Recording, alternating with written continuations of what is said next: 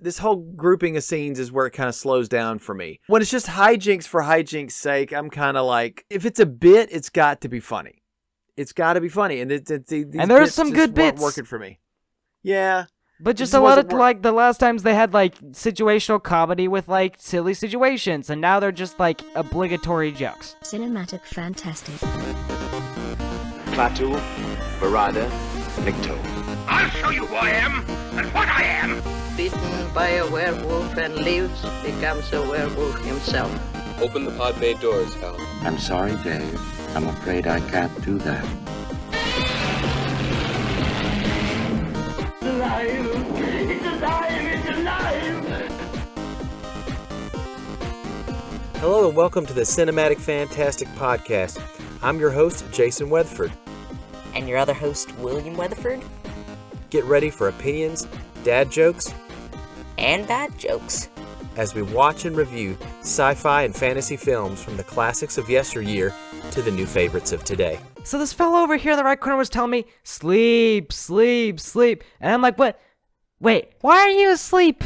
Aw, dang it. We put our audience to sleep right before Cinematic Fantastic episode 49 was starting. Ooh, you have a prop. I see. I just found something I'd throw out there. You probably should be dangling a disc drive. I know what you are. You talking about the phone, the hypnosis thing with the watch? Yes, that happened in this movie. A very classic ploy of Abbott and Costello meeting the Invisible Man. 1951. It was a good year for a lot of movies. I don't know if it was a good year for this one, but okay. This was the last 5 or so years of Abbott and Costello's careers. They were living it up in the 30s and 40s, and then they were slowly being pushed out in favor of the new era, the post-war era, if I do say so myself. Dean Martin and Jerry Lewis, I think, were the big hits at the time. So the interesting thing with this movie is that it is basically a half remake, let's say, of the Invisible Man Returns. From 1940, whatever. What was so it? What is 45? the plot? What's the plot element of Invisible Man Returns that it recycles? Mainly that we have this guy who is getting framed for something. Well, I think it was his cousin. I think that did it at the end, though. But like, in that movie, yeah. But yeah, he's framed for a crime he didn't commit. Put into prison, but then he escapes by becoming invisible, and then has to deal with it as he attempts to clear his name. With a lot of cool set pieces such as the final climactic mine cart sequence. The only thing this movie shares is the setup. And that even though like some of the names and actors were swapped around, they still are very much trying to look like the same characters, having the same sort of setup sets. Even quoting a lot of the lines as well, I believe. And even reusing some of the shots from The Invisible Man Returns. Such as near the beginning when this guinea pig turns invisible and gets put into the cage. They reuse shots for that. The one thing, though, is that they stuff in a wrestling arc into this movie. Or boxing. A boxing arc. And gangsters and gambling and a couple gangsters or two. Taking a fall. Yeah. That's what we're going to see in this movie. So how does this movie begin? Well, it doesn't begin how the last time we saw The Invisible Man ends. The last time we saw The Invisible Man with Abbott and Costello, it was Vincent Price's voice, and they were in a canoe, and they were heading away from Dr. Mornay's castle. If you don't remember that, we have an episode on that. It's Abbott and Costello meet Frankenstein. And you kind of think, oh, they're going to meet the Invisible Man. Not the Vincent Price Invisible Man. They're just going to meet somebody who deals with the serum. So the first thing we start off with is Lou Francis, which that's actually Lou Costello's middle name. So they, at least when they say Lou Francis, he can just, answer to it. Anyway, these guys are graduating from Dugan's detective training, and the initials of that is DDT. And of course, that is a chemical that you use to kill mosquitoes, which people no longer do because it's poisonous. I just thought that was funny. But again, it's mildly. I went, huh. But the one thing that is immediately apparent is that Lou Costello, like, literally just from the pan-up shot, is stumbling as he's walking in procession. Yeah. And it's you can tell it's him. This guy is immediately making a fool of himself. I feel like a lot of these You movies, expect something he's the different? main character because he's the Do you funny expect guy. anything the different straight man from is the never the main goofball? character, and especially in this movie, he's the one who's moving the plot along. Yeah, he's the one doing the boxing. And this one's got a lot of physicality, way more physicality in terms of the comedy than I think anything previous that I know of. There's not a lot of physical gags in this movie. No, not at all. There's a lot of talking in this movie, though. No, there's a lot of physical gags. You're talking about with the boxing. I guess there's like situational humor where it's like, yeah, they're boxing. They do play a lot with their environment and like knowledge of what is like going on in the moment that would make a good joke, as will be apparent later. So they're graduating from detective agency, and Lou is like, "How did I ever graduate?" He goes, "Well, I slipped a guy a 20, which is $180 in modern money." They graduate, and I don't think they understand how detective agencies work. If there's there's two different things. There's private investigator detectives, and there's police detectives. I thought police detectives, you go to the academy. Sometimes you walk a beat like a beat cop, a street officer. You're assigned to So like the difference between a doctor and a therapist. I don't know. A private investigator is actually what this is more like. But I didn't think you would go to a training academy for that. I think a detective inspector would have or a police detective would be more like involved with what the police is doing, right? Right, but this is more like going out in a squad and doing get official clients. things. Private investigation is I'm going out on my own. But a lot of it is surveillance, is research, is watching people. A lot of private investigating is filming things, taking photos. Sometimes a wife will hire or a man will hire a private detective to see if his wife's cheating on him. This movie is not like that. No. But they basically work in the night shift at McQuillan's agency, and they have the police band radio turned on.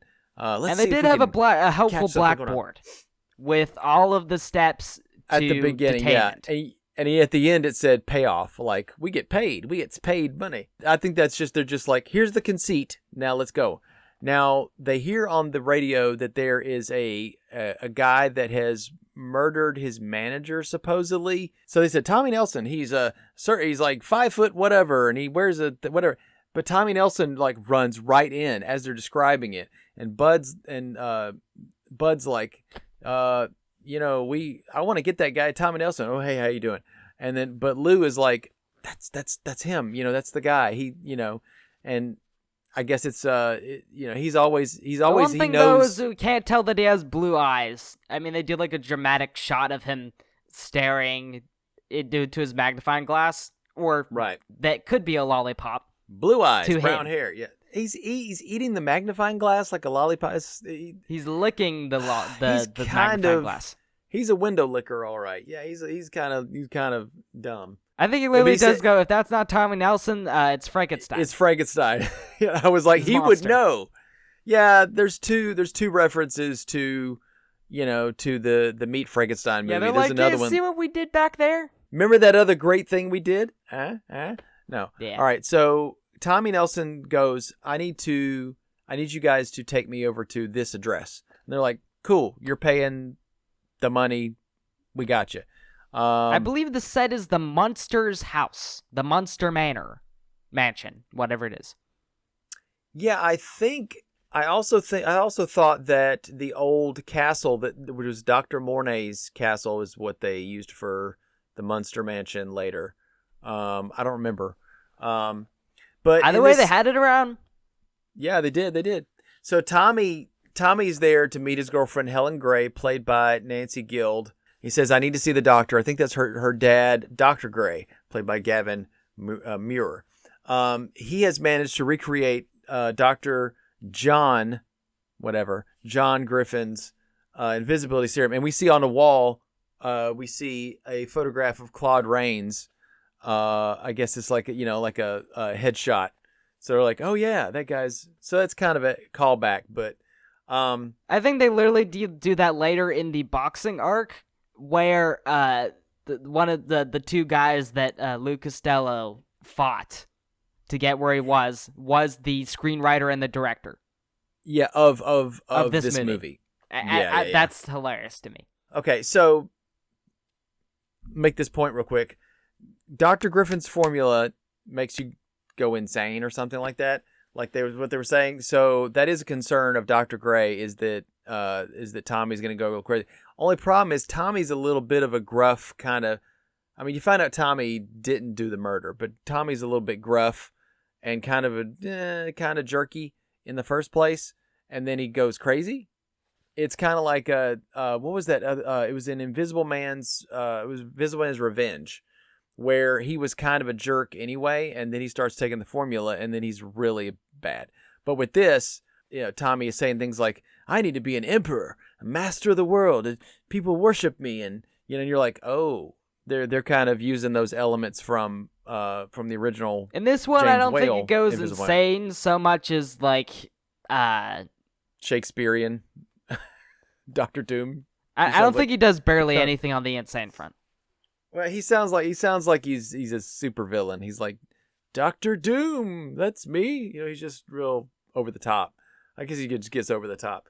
Let's see. While the guy Tommy's upstairs or whatever talking to the doctor, Lou and Bud are downstairs and they're watching something on TV. Something pops on TV. It says there's a $5,000 reward to turn Tommy in. They're like, oh, so that is Tommy. I think the photo of him is a bit funny because it's like he doesn't have any muscle at all. And it's like, I think those are funny where it's like, you're supposed to like have a shirtless dude with apparent muscles. Well, he's supposed to be a middleweight. I think he's not a lightweight. He's like a middleweight boxer in this. They say that Hanlon is a middleweight. We'll meet Hanlon in just a minute. People are hungry for anything. Yeah. Tommy sends Helen and Gray down, Dr. Gray down to stall the police because the police are showing up. I think maybe Lou called him. I don't remember. Or they followed him there or something. I don't know. No, he was just like, I know what's up. I know where you live now. He finds Lou. Lou says, I don't really want the reward. I believe in you, and I really do want to prove that you whatever. And he says, I'm on your side. And they shake hands, and his hand disappears, and so does Tommy, except for his teeth, and it looks kind of cool. So Tommy is now invisible. He takes all his clothes off. He strips like at least 2 or 3 times. Lou faints.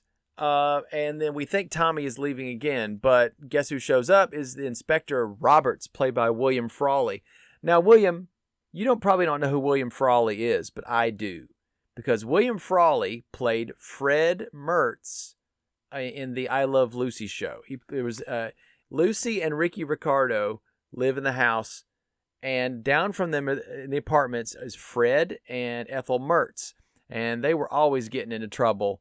But in real life, the actress who played Ethel, Vivian Vance, did not like William Frawley at all. They had like a very contentious relationship. In fact, they tried to do a sequel series called Fred and Ethel.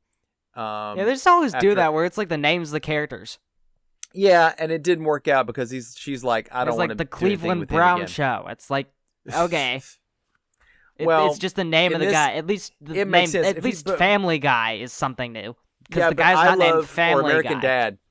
But I Love Lucy. I Love Lucy is just something that Ricky thinks. He loves his wife. So, and also William Frawley was in 5 seasons of My 3 Sons. Yeah, it's like a single father who has 3 sons that he's raising, and along with this other guy named Bubs. I have like a podcast like that, like me and something. It's 3. It's something. No, and it's something my brother, my brother, and me. Yeah, that's like that would be a show name back then, likely. That if actually they didn't take that. Has something. One of the guys in that is named Griffin. So, Griffin, connection? No, it's the way my brain works. I'm like, there's a Griffin in that, and a Griffin in that, and there's a Griffin in mythology. It's the way autism sometimes makes your brain work. Okay, so the inspector shows up, wakes him up, hears the story, and goes, and this is where we have a gag that shows up at least 3 times or so. And he says he thinks that Lou is crazy, and you need to go. And so he takes him to a therapist, And then See, the therapist the fools police him psychologist. by Yeah. hypnotizing him. Yes. Of course, Tommy was listening to this whole thing. Back at the police station, Lou has a session with the police psychiatrist, and he answers the guy's questions like, "Have you ever seen somebody disappear?" He goes, "Yeah, my brother." He goes, "Your brother? He disappeared?" Down Into a a manhole, manhole. basically. Yeah, That's not super funny joke, honestly. No, but it's driving the guy bonkers, and he's like, It's like that's already it's like saying knock knock, who's there? Orange, orange, who? Aren't you glad it didn't say lemon? and the doctor has a watch or whatever, and he's tick tock, and he's hypnotizing Lou, but he hypnotizes himself instead and gets knocked out.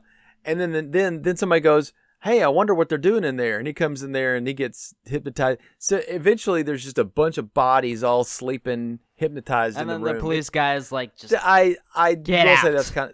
that's kind of a funny joke. I do find that kind of funny. All right. So back in their office, Bud is mad at Lou. Helen shows up and tells them that Tommy wants their help to prove his innocence, and she has a $500 retainer fee for them.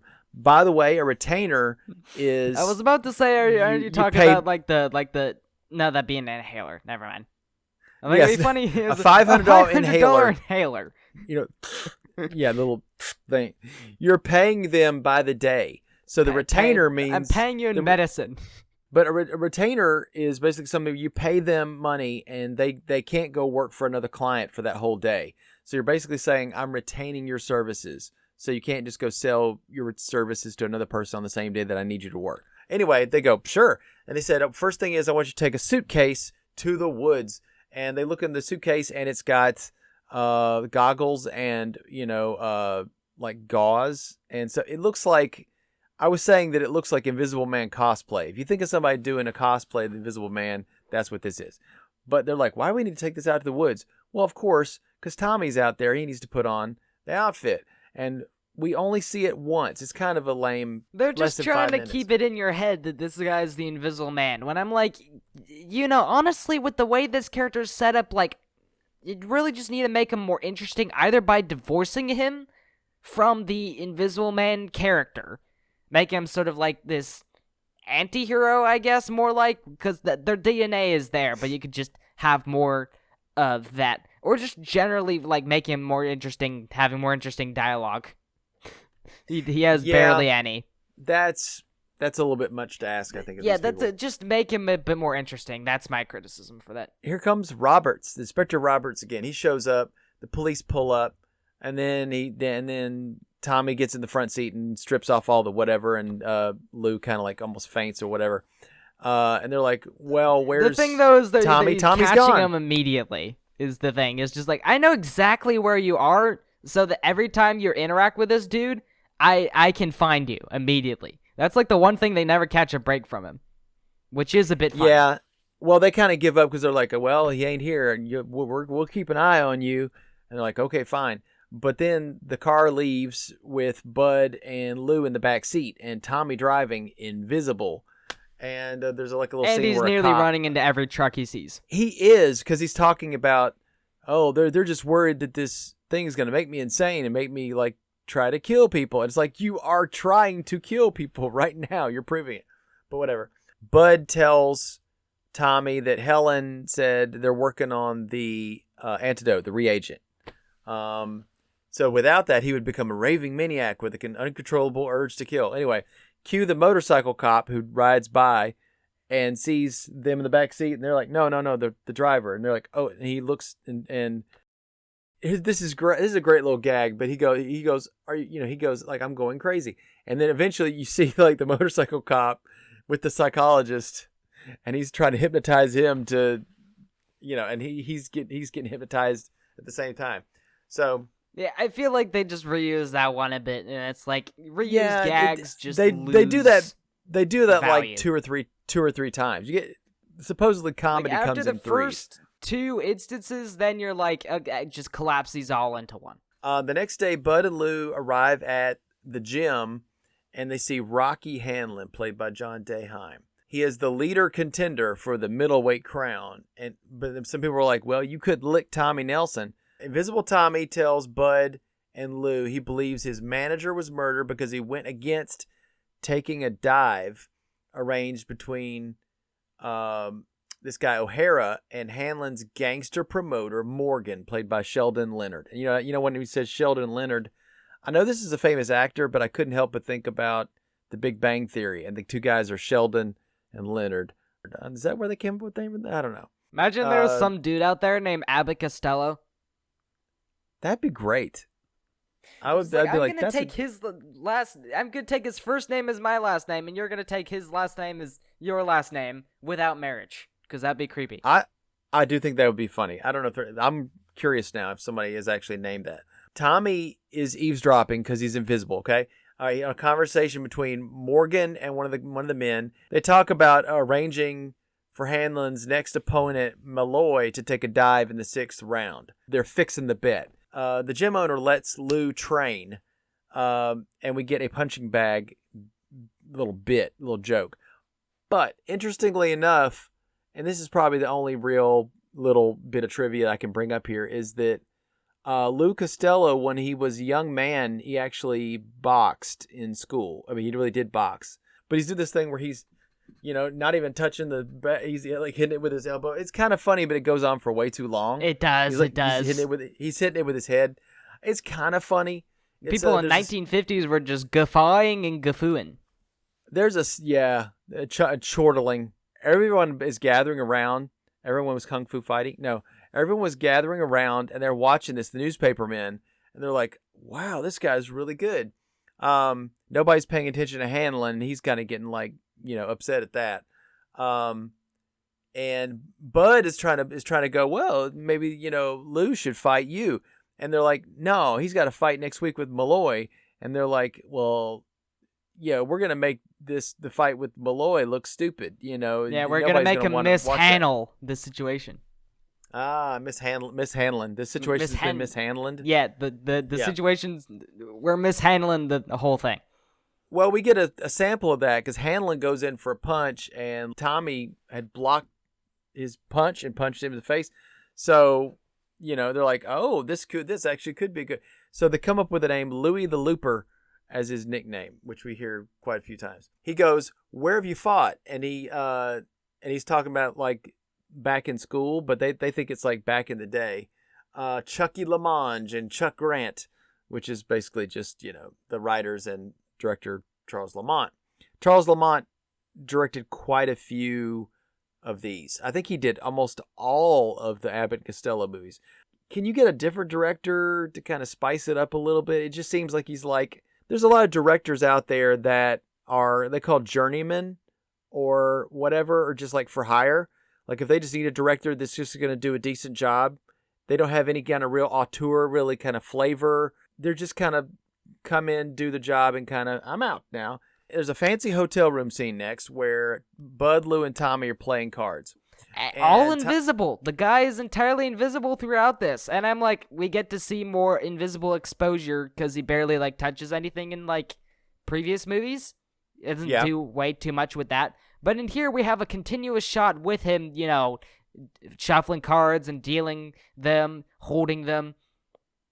You have continual invisible man. Who did the effects? Was Stanley Horsley, the son of cinema pioneer David Horsley. He also did the special effects for Invisible Man Returns, Invisible Woman, and Invisible Agent. In fact, those 3 movies that we mentioned that had elements that are now showing up in this movie. So they're bound to have just polished up to a T what they did with the Invisible Man, that effect. Though they don't use that anymore. They don't use Invisible Man effects. This is technically the last Invisible Man film as well, I believe, in the series. So Tommy's idea is you guys have to look like, big spenders, because then they can do the whole make you take a dive thing. So you've got to go into some of those cool places and, kind of eat well and be one of them at the is a restaurant where Lou Costello gets a lady, and also they nearly have a Lady in the Tramp scene. That came out years later, so they copied off of this, possibly. Maybe. I don't know. It's a little creepy, to be honest. So now Helen shows up right after this scene and goes, guys, I'm worried about Tommy. Watch after him. See if he's got issues or whatever. I think she does say that to him and says, "You got to come back to the lab." And he says, "No, I need to. I just gotta had clear my a name." sudden thought. Sorry. I just had a sudden thought. I just had a very sudden thought because I was like, "Oh, Tommy, just like with the punches, you go rat-tat-tat-tat-tat-tat." And I was like, "That would be a good catchphrase, would it not?" Rat-a-tat-tat-tat. Yeah, the way he's punching that the boxing simulator, I guess. He'd be going rat-tat-tat-tat-tat with the punches. Yes. That would be a very good tagline. He's like, "I'm gonna go punch you like a Tommy gun. Rat-tat-tat-tat-tat-tat. Spray and pray." That'd be a good one. Spray and pray. Before they go to the bubble room, they have a quick little scene with Roberts, and they put the thing over his head, and he leans on it. It's kind of dumb, and then he goes, "Oh, I think Tommy's in there," and he pulls it, and then just his robe is there. So again, I don't know how on earth they got away with it. It's like think this that's suspiciously human-shaped lamp. We're just gonna ignore that. It's dumb. Okay, so I'm just going to go out on a limb and say it's dumb. All right, now we can sum up the bubble room scenes quite easily because it's just shenanigans. I wrote down shenanigans and hijinks. Yeah, it's literally just Invisible Man stuff. Where they're like, "Oh, are they going to notice what the Invisible Man Tommy is doing right now?" Tommy's getting drunk, and he's saying stuff about he's kind of drunk with power as well. He's saying stuff, and Bud has to cover over it and say... And start quoting Shakespeare to cover over it. Like, okay. This movie really is just like, what if, like, the Invisible Man Returns had Abbott and Costello in it? For the first part, and then they just take over the movie with the wrestling thing. There's a complete divergence. They both have a ring. Boxing. It's easier for me to say wrestling. Yeah. Because it starts with a lot of times where it's like, vowels, consonants follow to consonants, this wouldn't vowels work follow to out. vowels.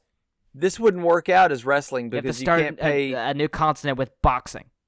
Yeah, but you can't pay wrestlers to take a dive because it's in the script. If their script, It's in the script. If their boxing script has no script, which is why it has died. Probably, I can't speak on that. It's actually boxing's actually a real sport. So Bud is pointing at this, lady, Boots Marsden, which is the worst name ever, played by Adele Jurgens. Now Adele. Now, yeah. I can't recall a single song she's made, in the deep. Unfortunately. I would have. She's rolling in the deep, yeah. I swear there was one song where it's like, "Hello" or something. The name of the song. Hello from the... okay, so Adele Jurgens says hello from the other side of the room, and says that she wants to set fire to the rain. No. Anyway. So anyway, she is not going for Bud. She's going for Lou. And she's kind of like, "Oh, big boy, let's go back to your room or whatever." Yeah, this whole scene is basically, he finally gets a lady. Wow. Remember... But he breaks the record. Every time that he's supposed to get a lady, the last one we saw was Meet Frankenstein, and she was just... Dr. Mornay was just trying to basically get his brain or something. She was just like, "Oh, my Snooky Wookums." And he was like, she's legitimately into him, so like, it's a hubba situation. It's not legit. Same thing with this Boots Morgan. She's just working for, or Boots whatever, Marsden. She's working for Morgan, the gangster, who is just trying to sniff this whole thing out and see if they want to get some money to take the fall. Because what they'll do is they'll put all their money on Rocky Hanlon and put money on him they'll win money somehow for the fall. Tommy is telling the boys that Morgan has made his first move with this whole deal. This whole grouping of scenes is where it kind of slows down for me. If it hasn't already. Well, when it's just hijinks for hijinks' sake, I'm kind of like... it's just the obligatory invisible jokes. If it's a bit, it's got to be funny. It's got to be funny. And there's some good bits working for me. Yeah. But just a lot of, like, the last times they had, like, situational comedy with, like, silly situations, and now they're just, like, obligatory jokes. Well, the whole thing where he puts a phonograph into the flowers to kind of record her saying that she wants him to take a dive, and then he pulls the record out of there and puts it in his pants and sits down and breaks it. it like doesn't go anywhere. It's just padding. But anyway, at Dr. Gray's lab, Helen's on the phone with Tommy trying to tell him the dangers of going mad, and Tommy's just drunk. Now, some reporters show up to the bubble room and see Louis the Looper there, and they want him to drink some champagne out of a boot or something like that, and it gets on this guy's head. Yeah, it's no, just kind of goofy. I don't have a high opinion of shoeies. I'm like, all the people who do that for like that. I'm like, why do you want to drink in a way that is legitimately like will either infect you or will like hurt you? Like the thing with like the margarita and then they put the lemon in your eye or something that I've seen. It's like, why do that? I don't think you put lemon in your eye. You don't put lemon. You know what you do. Well, is those people were particularly stupid. You suck the lemon, and I'm like, that's not crazy. I mean, what's crazy is just like doing those party things where they like chug alcohol. They do like ridiculously terrible ideas at parties where it's like you're legitimately that's like what alcohol hurting yourself. does. It makes it legitimately makes bad ideas acceptable. Alcohol is terrible. Well, it's not even acceptable objectively. If you want to have good judgment, alcohol is not a good thing to add in this situation. Yeah, have good judgment. Ain't that right, when guys? you have the alcohol. Right. These are like those moments. These are like those the more you know moments that we do all the time on this podcast. So don't leave the having to have the judgment after the alcohol. Yeah. That's the idea. There's a point where Tommy gets his noggin bonked, and they have to like pick his body up and take him out. And the police inspector sees it, and that's where he ends up. He goes to the psychologist and goes, maybe I'm crazy. So Tommy wakes up in Dr. Gray's laboratory the next day because they didn't know where else to take him, because they can't take him anywhere else because they're hunting for him, right? He's got an ice bag on his head. He's got a massive hangover. I think that because of the bad press that Tommy's been, not that Tommy, but that Louis the Looper's been getting, the sports announcers actually saying that Hanlon might actually win. That night, this is like the last final big scene. And it's a big one. I can sum it up pretty easily. For again, like it's lots of end hijinks. 15 minutes total. Yeah, it is. So Lou is nervous because Tommy hasn't shown up yet. Morgan's men do show up, and they bring a box of lilies, and they're kind of saying, either you can smell them or wear them, meaning, you need to We were take boxing a dive up the lilies, I guess.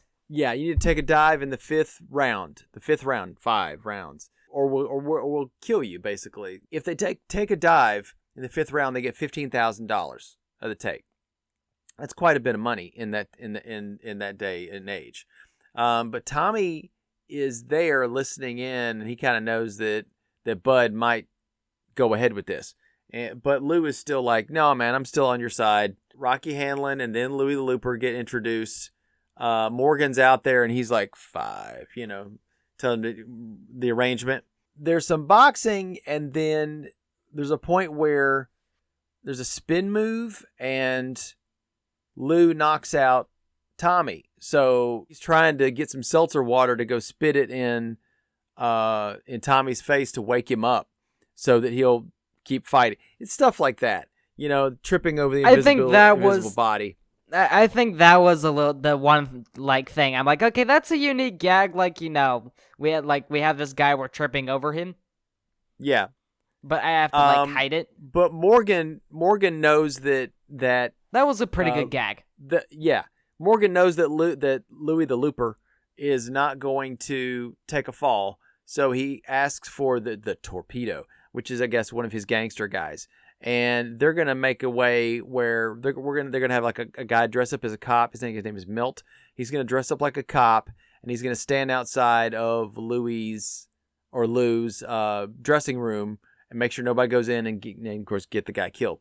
Get Lou killed. I think he outsmarts him because he's like the other guy. It's him. Exactly. You don't want to let in. There's a whole scene where they are in the dressing room, and there's gunplay and shots fired. It hits a radiator. The radiator spits steam out, and you can see the outline in the steam. That was a radio Tommy. I was thinking. I'm sorry. I was about to say the radio goes off. There's a radio and a radiator. No. The radio is like going, she's like singing and it gets knocked and she goes, "Oh!" And I thought it was, that's kind of funny. But the steam though that's coming out of the radiator is exposing Tommy, and they can see him. The one thing is the torpedo, pistol flying into the water cooler, and then he's like he's at this point was going to take his wrestling gloves off, so he reaches for it, but he's like, "Oh, I can't do that." Yeah. That's actually like that's a bit of situational comedy that's like that's unique. I haven't thought about that. Since when are you trying to get a pistol out of a water cooler with boxing gloves on? But the knife only the knife gets Costello thrown. The knife gets thrown by the torpedo guy and hits Tommy, and so he's got a knife stabbed in, which I thought was pretty cool looking. And but they have to take Tommy to the hospital, and they also have to give him the reagent. So they give him the reagent through also doing like he needs blood. So Lou is giving him some blood through a transfusion, and some of the invisibility serum arcs back across the tube or whatever it gets into Lou. But here's the thing: I will tell you some of the effects in this I'm like, but this one was good, where he's coming back into with the veins and the muscles and the bone. I thought that was pretty good. I'm like, it's at a 3/4 view, and they get like some 3-dimensionality to it. With that, yeah, that's like and the only thing that's saw showing the that veins. a little bit. It's not as artistic artistic as the previous, but it's not pretty bad. equal I look in coolness. I'll give credit while credit's due. They're pretty much equal in the cool factor.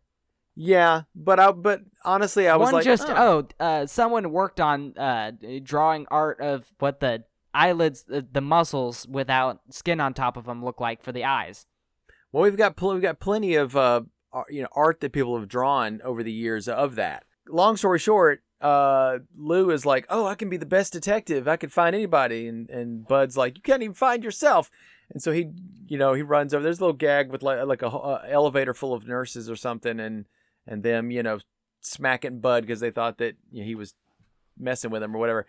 And so it ends up that he materialized backwards, like his legs are backwards, so he's running back. The weird thing is, it's like I don't know how on earth it would be safe to allow blood to be going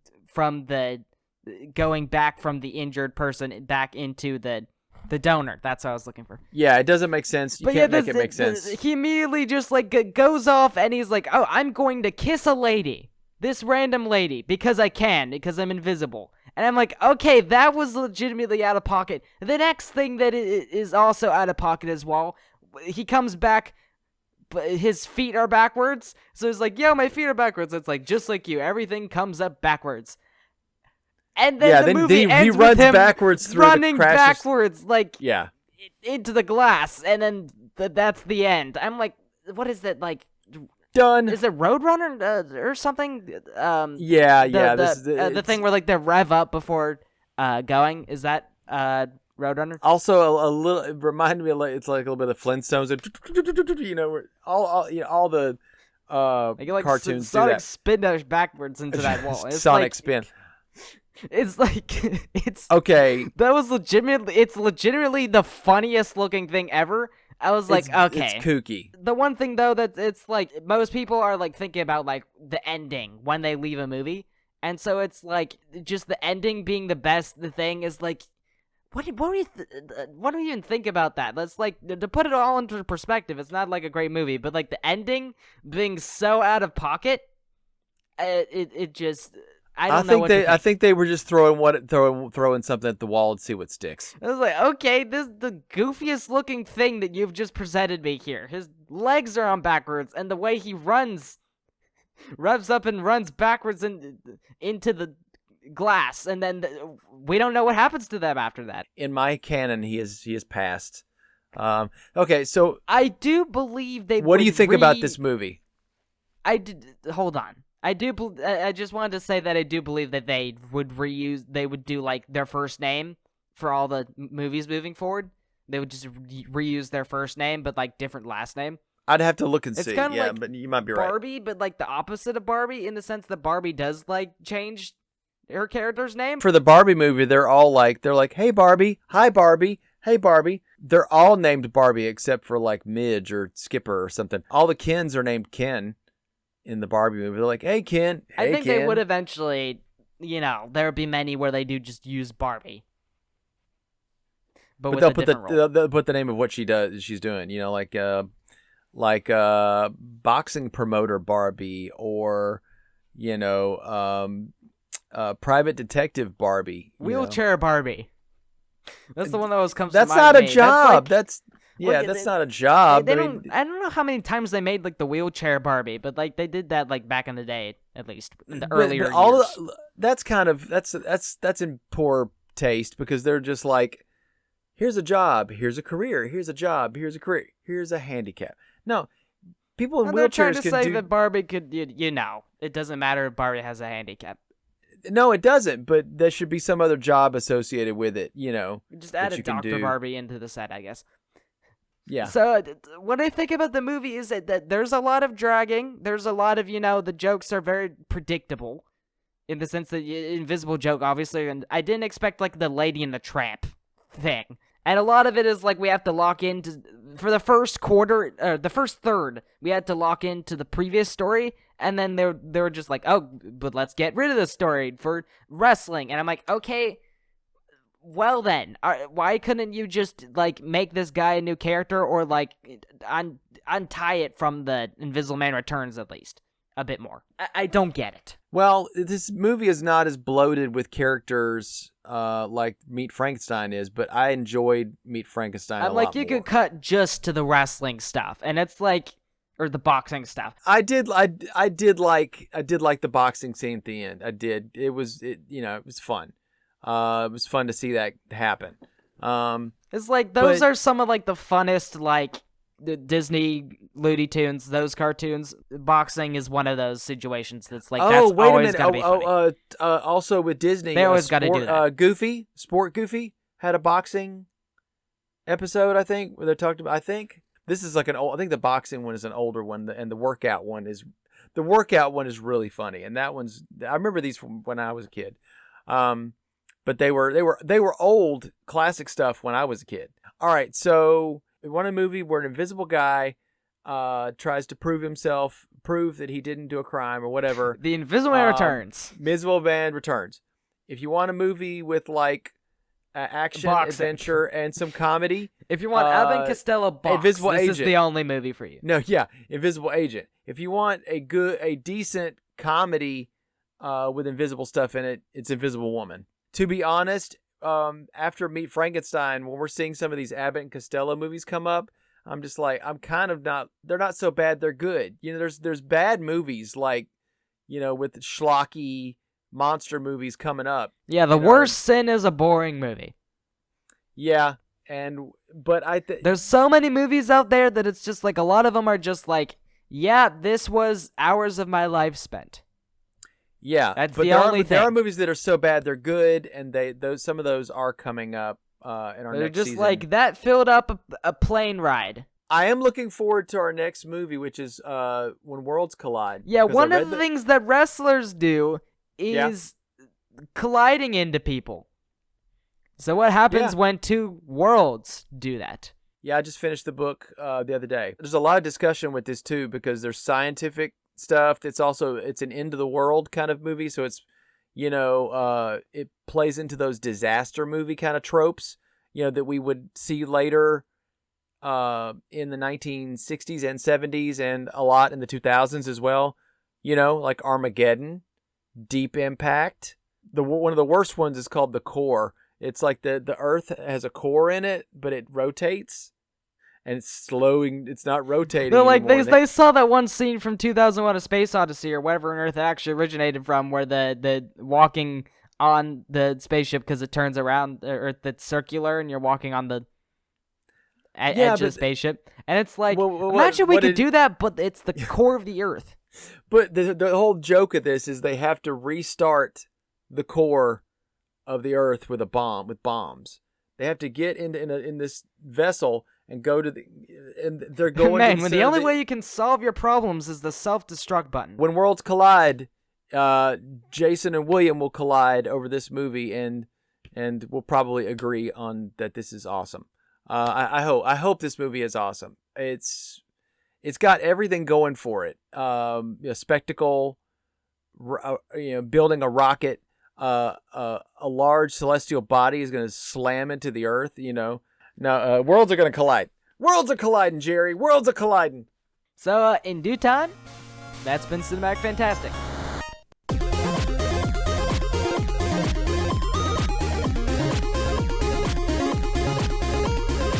Thanks for listening to Cinematic Fantastic Podcast.